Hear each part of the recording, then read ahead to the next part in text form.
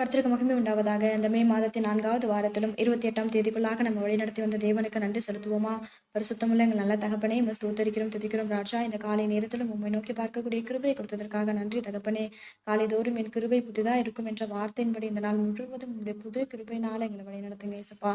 இந்த நாளிலும் உங்களுக்கு பிரியமில்லாத எந்த காரியத்தையும் செய்யாதபடி உமக்கு பிரியமான பிள்ளையாய், உடைய இருதயத்திற்கு ஏற்ற பிள்ளையாய் வாழ உதவி செய்யுங்க ராஜா. இந்த நாளிலும் எங்கள் தேவைகள் எல்லாவற்றையும் சந்தித்து நாங்கள் சோர்ந்து போகாதபடி உடைய வார்த்தை கொண்டு எங்களை பலப்படுத்துவீராக தகப்பனே. இந்த நாளிலும் எந்த காரணத்திற்காகவும் ஆண்டவரே பெருமை காட்டிக் கொள்ளாதபடி தாழ்மையா இருக்க எங்களுக்கு கற்றுத்தாங்க ராஜா. நீங்கள் பெருமைக்கு எதிர்த்து நிற்கிறீர் என்று வேதத்துல பார்க்கிறோம் ஆண்டவரே.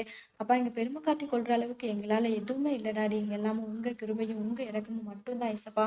அதை உணர்ந்தவர்களாய் வாழ நீர் உதவி செய்வீராக. இந்த காலை நேரத்தில் செபிக்கிற ஒவ்வொருவரையும் ஆசீர்வதிங்கப்பா. அவர்கள் குடும்பங்களையும் உடைய சட்டைகளால மூடி மறைத்து பாதுகாத்துக் கொள்ளும்.